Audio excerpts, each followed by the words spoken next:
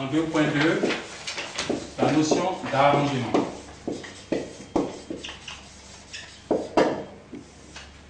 Pour mieux connaître cette notion, donc, nous allons l'aborder à partir d'une activité.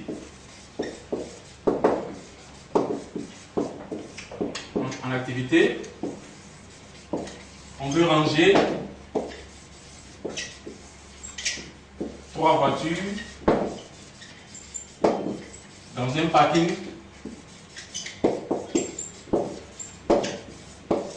à 5 places. De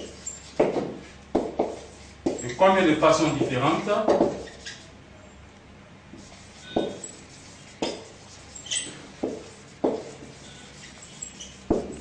Peut-on le faire?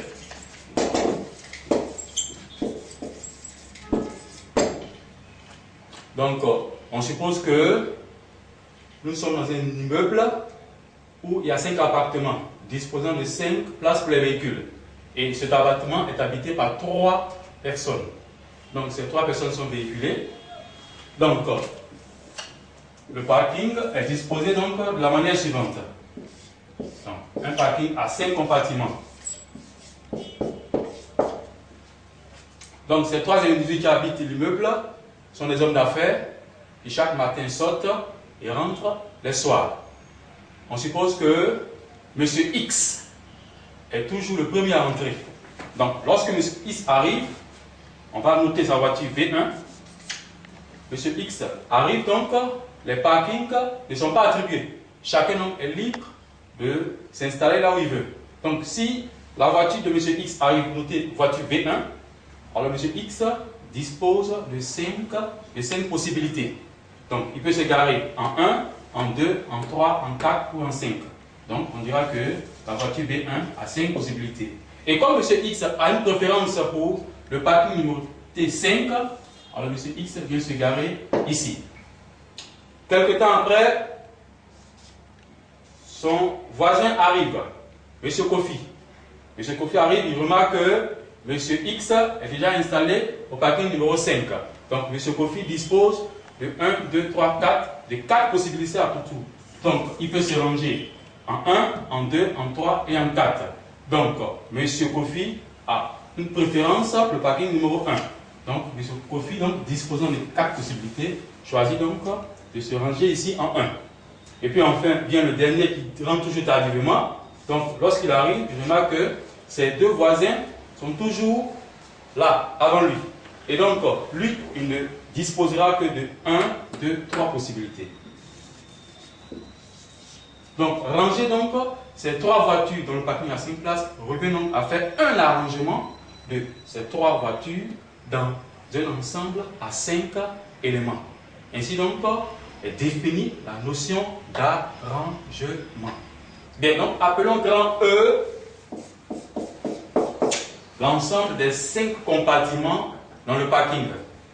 Donc, on aura 1, 2, 3, 4 et 5. Bien, donc si ces 3 voitures viennent se garer, alors nous aurons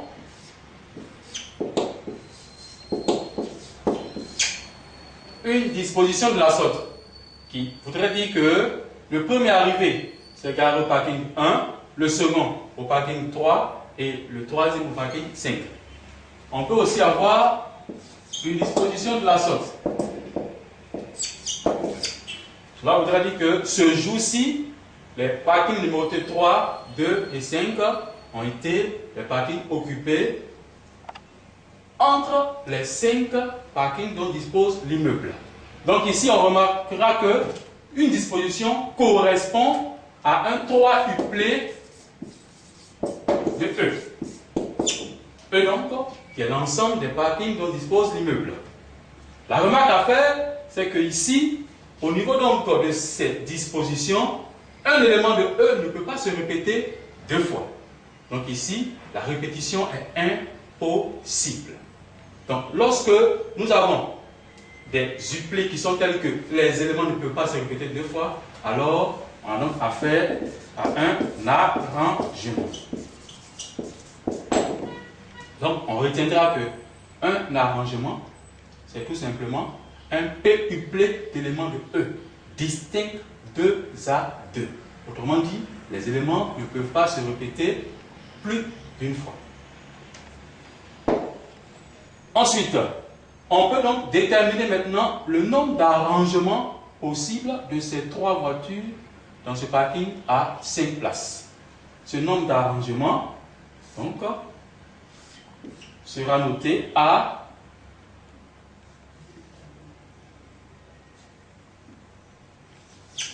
A3,5. Donc nous avons vu que le premier disposait donc de 5 possibilités, le deuxième de 4 possibilités, le troisième de 3 possibilités. Donc le nombre de possibilités va donc correspondre au produit de 5 à 4 par 3.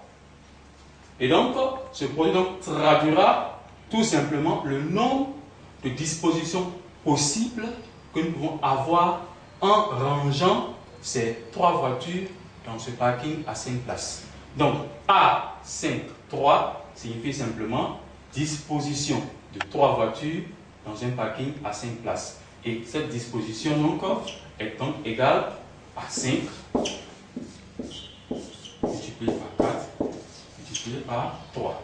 Donc ce qui nous donne comme résultat donc 60. Cela veut dire que nous disposons de 60 possibilités de ranger nos 3 voitures dans le parking à 5 places. Donc l'arrangement donc est caractérisé par une chose, à savoir que les P-uplets sont tels que les éléments sont distincts 2 à 2. Donc ici il y a une absence de répétition. La protéine caractéristique sera donc la suivante. Ok? A, N, P correspond donc à un arrangement de P éléments dans un ensemble à N éléments. Donc, la formule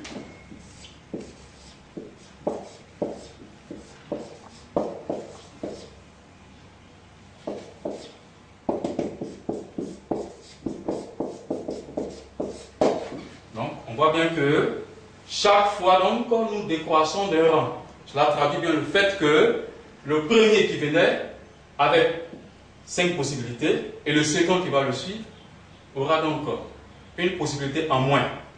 Et le troisième qui viendra aura également 2 possibilités en moins.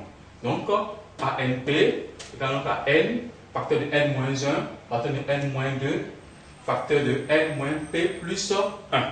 Donc ça c'est la formule concernant donc le calcul au niveau de l'arrangement. Donc en exemple pratique, si nous voulons calculer A6, 3, on va donc avoir 6 multiplié par 5 multiplié par 4. A7, 2, on aura donc 7 multiplié par 6. Autrement dit, on va donc décroître jusqu'à n fois. Donc ici, si nous avons ici 3, ça veut dire que on va commencer donc notre disposition en commençant par 6 et décroître jusqu'à 3 rangs. A7, 2, nous commençons par 7 et nous décroissons jusqu'à 2 rangs. Donc voilà donc la méthode de calcul de ANP.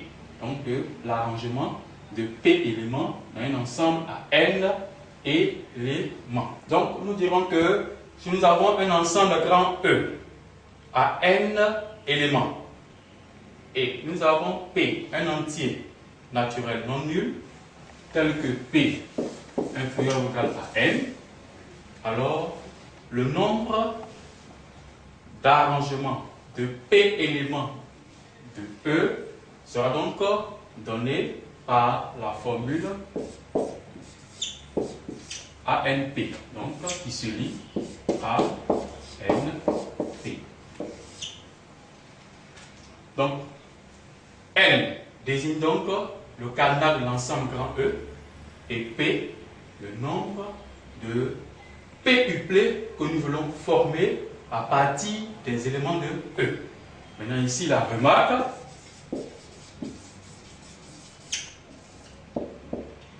c'est que les P-uplets formés sont tels que les éléments sont distincts 2 à 2.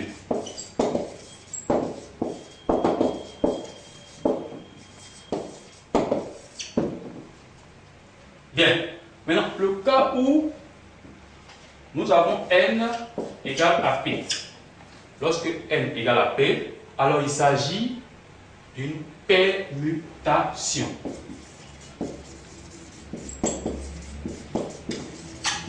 Donc si n égale à p, nous avons ANN, qui fait donc n factoriel.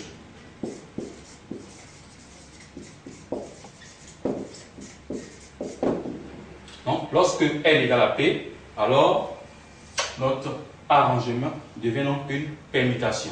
Et donc pour avoir donc la permutation souhaitée, alors on fait donc intervenir la notion de factoriel. Donc ANN est donc égal à n factoriel. Donc en exemple, A de 2 est donc égal donc à 2 factoriel.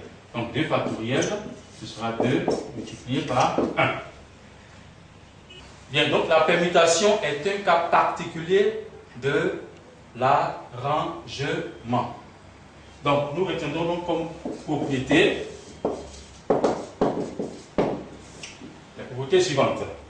Donc si nous avons n appartenant à grand N et P appartenant à grand N avec 1 inférieur à P inférieur à N, donc factoriel N, ça fera donc N, N moins 1, N moins 2, jusqu'à 1. Maintenant, l'arrangement ANP, N factoriel, N moins P, N moins P factoriel. Donc ça, c'est donc une nouvelle formule qu'on peut exploiter pour donc déterminer l'arrangement de N éléments d'un ensemble P éléments. Donc, un exemple de calcul, A 5, 3, ça fera donc 5 factoriel sur 5 moins 3 factoriel. Ce qui fera donc 5 fois 4 fois 3 fois 2 factoriel sur 5 moins 3, qui fait donc 2 factoriel. Donc, les 2 factoriels vont partir. Donc, on aura comme résultat final 5 fois 4 fois 3 qui correspond bien à A5, 3. Ça veut dire que nous commençons par 5 et nous décroissons de 3 rangs. 5 fois 4 fois 3.